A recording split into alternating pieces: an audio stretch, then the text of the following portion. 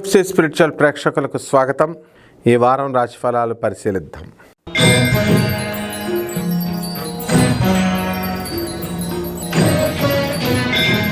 కన్యా రాశి వారు, ఈ కన్యా రాశి వారికి అందరికీ కూడా చాలా బాగుంది. మరి భాగ్యంలో ఉన్నటువంటి గురుగ్రహం మాకు ఇంకా బాగుండాలి అనేటటువంటి ఉద్దేశంతో మేము ఈ వ్యాపారాలు చేస్తున్నాం, ఆ వ్యాపారాలు చేస్తున్నాం అని మదన పడుతున్నటువంటి వాళ్ళంతా కూడా కాస్త వీళ్ళకి బాధ అనేటటువంటి తగ్గడానికి అవకాశాలు ఉన్నాయి. అయితే వీళ్ళందరికీ కూడా సప్తమంలో ఉన్నటువంటి ఈ యొక్క గురుగ్రహ ప్రభావం వలన వీళ్ళకి ఏ విధంగా కూడా ఏది కూడా కలిసి రాదు.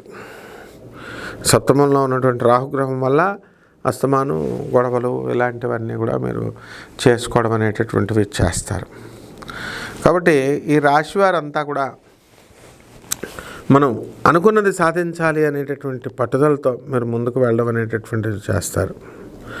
3 సంవత్సరాల నుంచి మాకు ఉద్యోగం రావట్లేదండి అనుకునేటటువంటి వాళ్ళంతా కూడా ఇప్పుడు అప్లికేషన్ పెట్టగానే మీకు ఉద్యోగం వచ్చేయడం 5 నిమిషాల్లో మీకు చాలా ఆశ్చర్యానికి మీరు గురవుతారనమాట.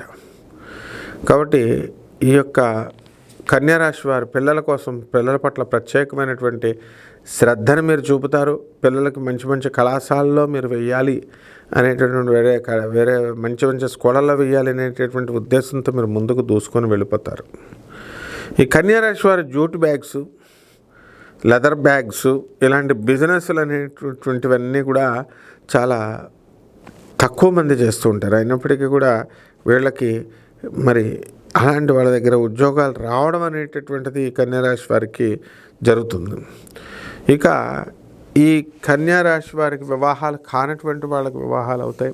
ఈ కన్యారాశి వారికి సంతానం లేనటువంటి వాళ్ళకి సంతానం కలుగుతాయి. పరిహారాల దగ్గరికి వచ్చేసరికి మరి ఈ రాహు జపం చేసుకోండి, రాహు స్తోత్రాలు చదువుకోండి, రాహు కిలోంపావు శనగల్ని అదే మినుముల్ని ఆవుపేట రంగు ఉన్నటువంటి వస్త్రాల నుంచి పేద బ్రాహ్మణులకి మీరు శనివారం నాడు ఉదయం 8 గంటలకి దానం చేసుకోండి. అలాగే దశమహావిద్యలో ఒకటైనటువంటి బగళాముఖి అమ్మవారి యొక్క హోమాన్ని కానీ, ప్రత్యంగర అమ్మవారి యొక్క హోమాన్ని కానీ మీ ఇళ్లలో జరిపించుకోవడం ద్వారా అద్భుతమైనటువంటి ఫలితాలు మీకు లభిస్తాయి. శుభమస్తు.